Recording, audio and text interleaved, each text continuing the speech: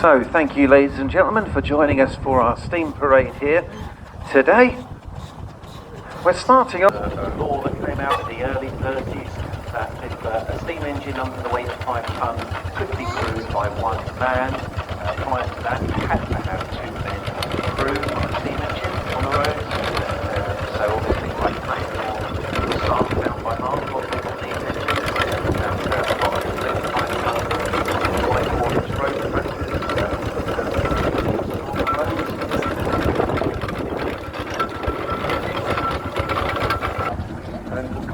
seeing how warfare has changed the face of the world. Not always for the better, I've got to admit. But for me, this machine was quite fascinating to see really what the Germans can do in the way of engineering. Their attitude was very similar to our own. The firm that this was built by was Chemnitz. Julius Chemnitz had been apprenticed with the English firm of Founders, so a lot of the English ideas he'd taken with him. Down to the fact that the tacks and dies to make the nuts and the bolts were still imperial sizes, Whitworth threads, but he was determined to try and start going metric. So the heads of the nuts and bolts were metric, but the thread sizes were still imperial, English sizes. And the interesting thing is, for a little while I've been managing to sell trial products in Germany, and we obviously got a few spares in the other way to say. Pressure gauge on the way to go and foul one. So what was the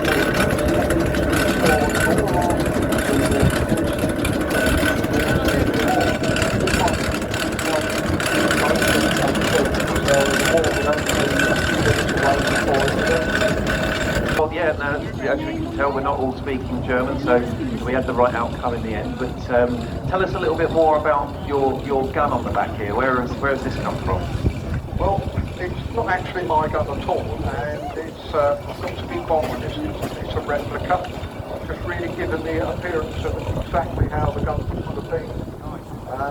One heavy bit of kit, and imagine like running that through a unautomatic battlefield. It would have been absolutely hell on earth for the crews. But it's really just to give you a little idea today, other ways being a weapon of war, being hauled around down an island traction is something just a little bit unusual, so to speak, but also for you to have a look at today. No, absolutely. I mean, it's not something I've been on the rally field being behind Germans anyway. So it is good to see. It does bring up a good point. You know, it's kind of quite hard to imagine that the engines actually doing any work, because with many people here have only ever seen them on a rally field and doing jobs that they were intended to do. And like you say, this one, war efforts, and as you mentioned, we were doing it. We were using traction scars from World War I, such like the weak cable being run around some of the cables, some of them still actually retain where the cable's been worn down.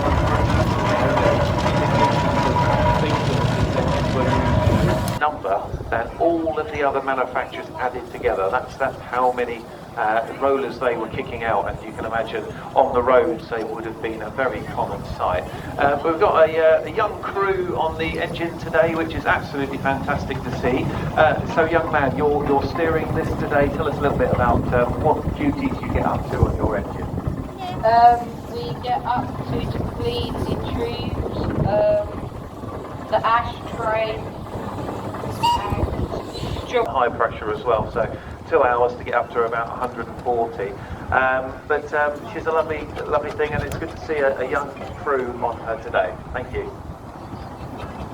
Just at 8 o'clock on the rally field, what are we going to be doing? Well, you know, we're going to clean out the fire from the previous day, which is in the ash pan in the bottom. We're going to open up the door at the front. Very nice, very long, rather than a brush on the end. Look at those tubes now. You can find somewhere between 20 and 30 tubes running through this boiler from the firebox all the way to the smoke. Normally, it's always good practice to make sure when you're shutting your engine down for the day, you've left the right amount of water in there for the next time. But if you haven't, then you're going to have to get some water into the boiler.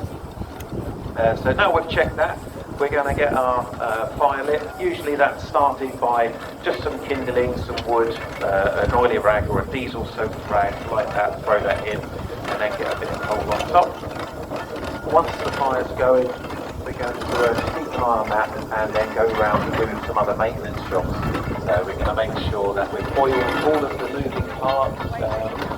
The system on here is a complete, what we call a complete deadlock. There, they'll be topping those up. There's a lubricator, mechanical lubricator on top that puts steam oil in. That oil goes into the piston and is lubricating the piston as well. So always oiling and constantly keeping an eye on your oil levels as you're throughout the day. And then once you've done all of that, you're probably going to have another cup of tea and hang around and wait for steam to get up. Because like our little chap on there, Doris says, you have to wait about 2 hours for it to gain steam. And then once you've gained steam, well then that's when you're ready to move off and have a little trundle around the side. So let's move on to our first one, the Ransom Steam. Ransom Steam, Jeffrey's engine from Ipswich, and tell us a bit about this old girl. So it's not the industry. Old gentleman who used to threshing on the farms. After that it was bought in 2005. Us, the Higgins family, until now.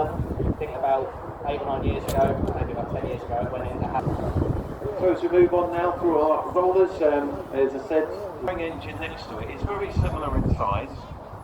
The ploughing engine goes a long way to say that there wasn't many bigger ones on the road. This Burrell didn't build a few.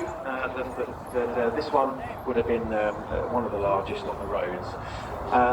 This one's 3-speed, made for a haulage of heavy loads, what we'd call undivided for the waterworks and things like that. You would have seen possibly even 2 of these hooked up together, pulling a very, very low trailer with many, many wheels on it, travelling around the countryside. But this one in particular has been looked after by a family for a while now. So to tell us a bit about Sir Douglas. Built in 1920. As you've just said, for road haulage. It's bought by Chris Lambert, and one of the famous engines that was sold in his sale, 1955. This year there's a 70th anniversary of the Lambert sale being held at Weald Kent Valley. That's the thing, there's very few engines are roaded from place to place. Most they're low loaded. But we have a bit of miles with the front eight and the back eight, so yeah, you can get quite to it.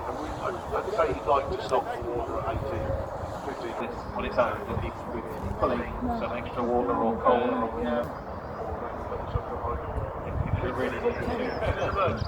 and if any of you were in earlier the doors this morning, what it is actually intended for really is not obviously Around a BB1 16 horsepower ploughing. So it's new to locate. Yeah.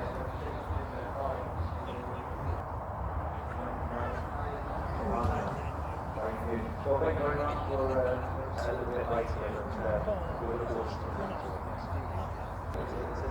It's an early engine, so it's a mix between get used for agricultural use or potentially for